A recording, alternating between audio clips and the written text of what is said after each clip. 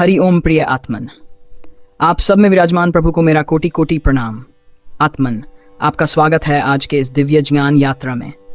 आत्मन, क्या आपने कभी सोचा है कि आप वास्तव में कौन हैं?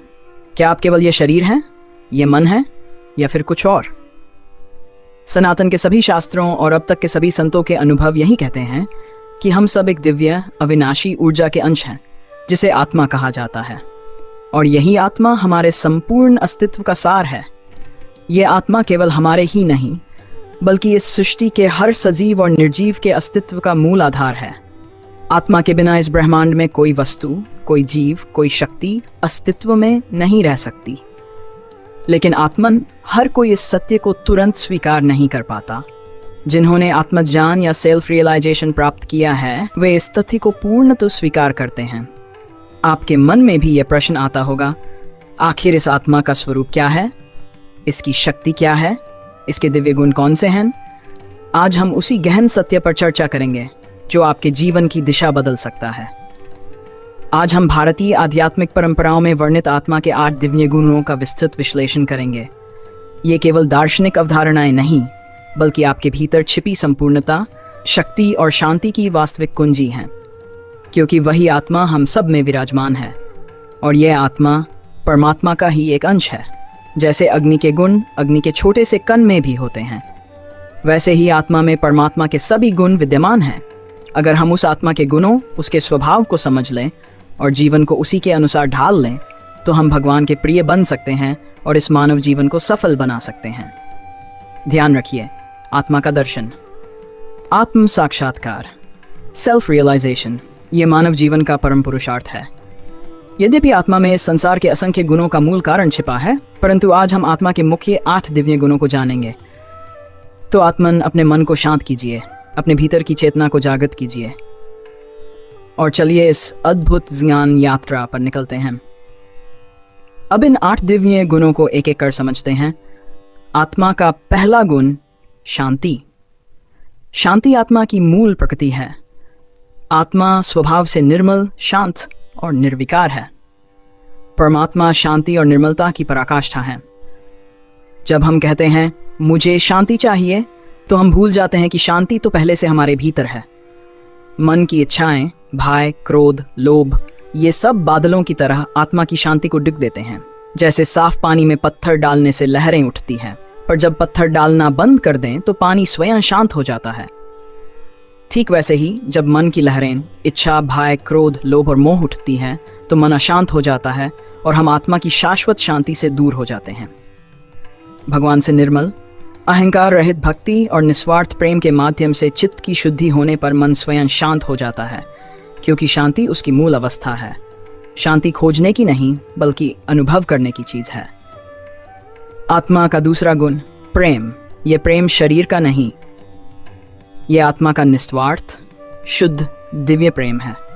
आत्मा, या कहें स्वयं भगवान, सभी जीवों से समान रूप से प्रेम करते हैं।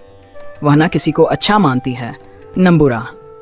वह केवल देती है, बिना किसी अपेक्षा, बिना किसी प्रतिदान के। आत्मा किसी से बदला नहीं चाहती, न किसी पर अधिकार चाहती है, न कोई अपेक्षा रखती है। जहाँ अपेक्षा समाप्त होती है, वहीं से सच्चा प्रेम आरंभ होता है। संतों का प्रेम, माँ का प्रेम, इसी आत्मिक प्रेम प्रतिबिंब है। आत्मा का तीसरा गुण, आनंद। आनंद बाहरी खुशी नहीं है। बाहरी खुशी परिस्थिति निर्भर होती है, परंतु आत्मा का आनंद अंतहीन, स्थायी और शाश्वत होता है। भगवान आनंद के महासागर हैं। हम सांसारिक वस्तुओं में आनंद खोजते हैं, पर इनसे केवल क्षणिक सुख मिलता है, पूर्ण तृप्ति नहीं। सच्चा आनंद भीतर से जागता है और आत्मा में स्थित होने से फूटता है। भक्ति, समर्पण और अहंकार रहित प्रेम से जब आत्मा का दर्शन होता है, तो जो आनंद मिलता है वह अवर्णनीय, अद्भुत और शांत होता है। सुख बाहर से मिलता है, पर आनंद भीतर से जागता है। विजडम, आत्मा स्वभाव से ही ज्ञानी है। ज्ञान का अर्थ केवल पढ़ना लिखना नहीं, बल्कि मैं शरीर नहीं, मैं आत्मा हूं, इस सत्य का बोध होना है। आत्मा असीम और त्रुटि रहित ज्ञान का स्रोत है।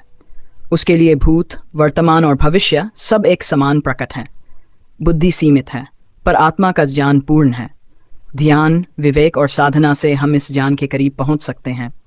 ज्ञान चेतना से आता है। आत्मा का 5वां गुण, शक्ति। शक्ति का अर्थ क्रोध या दंड नहीं, ये भीतर की सहनशीलता, धैर्य, साहस और निर्णय क्षमता का नाम है। एक माँ रोज कठिनाइयों के बीच खड़ी रहती है। ये शरीर की शक्ति नहीं, आत्मा की शक्ति है। जब हम गिरकर भी उठ जाते हैं तो आत्मा की शक्ति प्रकट होती है। इसी एक अंश शक्ति से अनंत ब्रह्मांड संचालित होता है। सूरज, चांद, सितारे, धरती, जल, अग्नि, वायु सब उसी शक्ति पर आधारित हैं। आत्मा न स्त्रीलिंग है न पुल्लिंग, वह निराकार है, सभी आकारों में डलने वाली। थकान के क्षणों में याद रखें, आपके भीतर अनंत ऊर्जा का भंडार है। आत्मा का छठा गुण पवित्री। आत्मा सदैव पवित्र है। जीव के अच्छे या बुरे कर्मों से वह कभी लिप्त नहीं होती।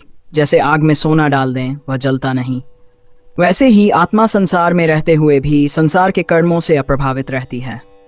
भगवान श्री कृष्ण ने भी कहा, मैं सब कुछ होने का कारण हूँ, परंतु किसी भी कर्म से लिप्त नहीं हूँ। पवित्रता आत्मा की जन्मजात प्रकृति है। आत्मा का सातवां गुण सुख। यह सुख वस्तुओं पर आधारित नहीं, यह भीतर की सहज प्रसन्नता है। जब जीवात्मा आत्मा से एकाकार हो जाती है तो जो सुख मिलता है वह देवताओं का सुख भी फीका कर देता है। एक बच्चा बिना कारण मुस्कुराता है क्योंकि वह अपने आत्म स्वभाव में होता है। उसमें न कपट, न ईर्ष्या, न अपेक्षा, केवल सहजता और सरलता। सच्चा सुख सरलता और निर्मलता में बसता है। सामर्थ्य आत्मा की सबसे सुंदर विशेषता है सबको स्वीकार करने की क्षमता। वह समुद्र की तरह विशाल है, जिसमें सभी जल मिल जाते हैं, पर समुद्र अपनी महिमा में स्थिर रहता है। जब भीतर पूर्णता आती है तो हम दूसरों को भी सहज स्वीकार करने लगते हैं। यही गुण संतों और महापुरुषों में दिखाई देता है। जहां स्वीकार्यता है वहीं स्थायी शांति और प्रेम है। इन गुणों को कैसे जागृत करें? प्रिय, आठों गुण पहले से आपके भीतर हैं, आपने इन्हें खोया नहीं, सिर्फ भूल गए हैं। ध्यान, सत्संग, सत्य जीवन, सरलता इन गुणों को पुनः सक्रिय करते हैं। मानव जीवन का परम लक्ष्य है इन्हें अनुभव करना। यही आत्म पहचान है, यही मुक्ति का द्वार है। मानव जीवन ईश्वर का संकेत है कि अब तुम मेरे दर्शन कर सकते हो। बस आपकी दृष्टि भीतर मुड़नी चाहिए। अगर आप कुछ कदम आगे बढ़ेंगे तो परमात्मा स्वयं आपका मार्गदर्शन करेगा। इस राह का पहला कदम है भगवान के किसी एक नाम का निष्ठापूर्वक जाप। यदि आज के इस वीडियो ने आपके हृदय को स्पर्श किया हो, आपको एक क्षण के लिए भी भीतर झांकने की प्रेरणा दी हो, तो इसे अवश्य आगे बढ़ाइए, क्योंकि एक आत्मा की जागृति से अनेक आत्माएं प्रेरित होती हैं। हम फिर मिलेंगे किसी नए आध्यात्मिक विषय, किसी नए अनुभव और किसी नई दिव्यता की खोज के साथ। तब तक अपने भीतर बसे प्रभु पर विश्वास रखिए। अपने गुणों की रोशनी से इस संसार को प्रकाश में बनाइए। हरि ओम। शांति, शांति, शांति।